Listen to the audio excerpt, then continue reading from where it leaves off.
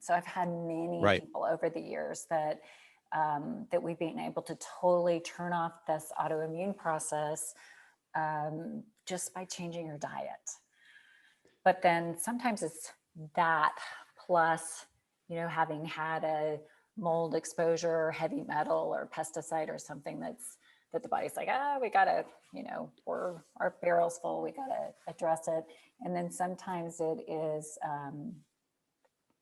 just that there's an imbalance in the microbiome. So we have all these good organisms that really cooperate with our immune system to build immunity. But then when there's organisms, and it can be really any of them, parasites, bacteria, viruses, or fungal, that get an upper hand and shift what's going on with the immune system that way. So sometimes we have to address all of those things to get the autoimmunity to reverse.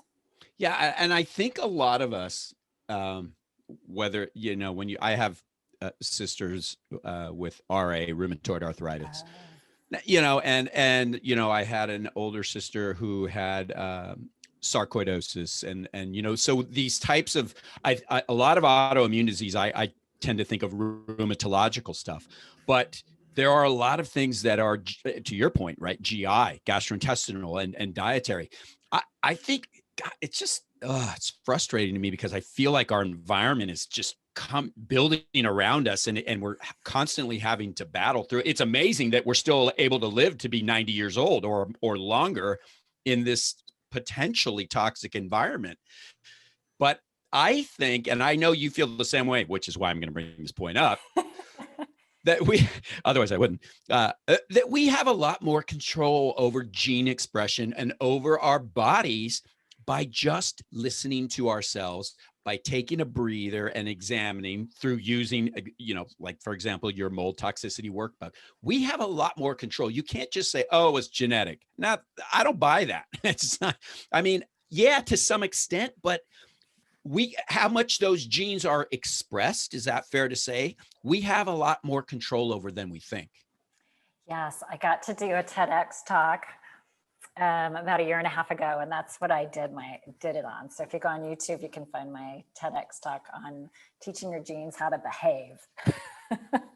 And well, being a mother, you probably have to learn how to teach behavior. So I love that. It's so beautiful when you think about it that way, because we all, if you do 23andMe and then you send it through an algorithm like NTHFR support, where you can, look at your methylation and your detox genes and your immune system and all those things, everybody has some polymorphisms or, little glitches that make them more susceptible to whatever's going on in the environment. But it's really tremendous what we can be doing on a day-to-day basis with our lifestyle to make the most of the genes that we got.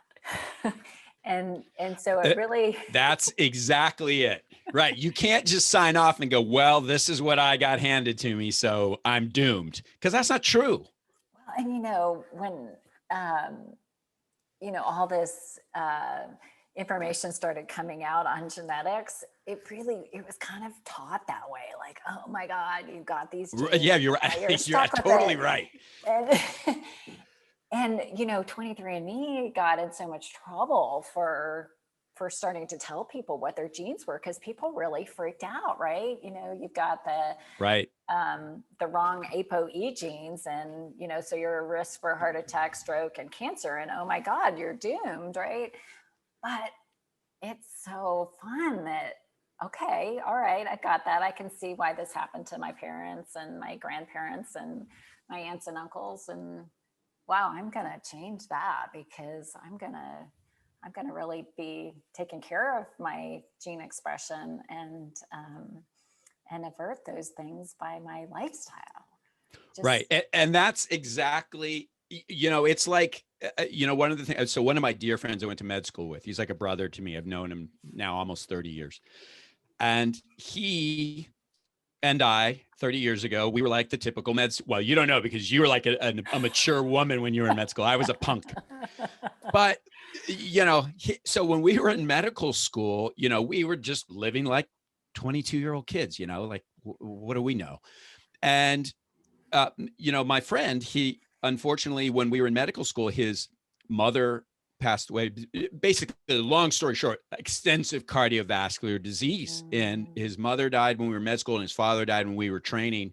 Oh my gosh. Strokes, heart attacks, the whole 9 yards. Well, yet he continued to live his life of, eating certain things and following certain diet that he just was just like, well, it's just genetic. Well, about 3 years ago, he was like, I still think it was more of a panic led thing, but whatever happened, if it leads to health, I don't care how it happens, whether it's a panic attack or anxiety or whatever, it got him to become a lot more sort of self-aware. And he became a whole food, plant-based person. Now, God bless him. I couldn't do it. There's certain animal products I still consume. I always like to use the term plant forward, meaning head that direction, right? Do the best you can. But his thing is that, and he's had CT angiograms to look at his cardiovascular structure and this and that.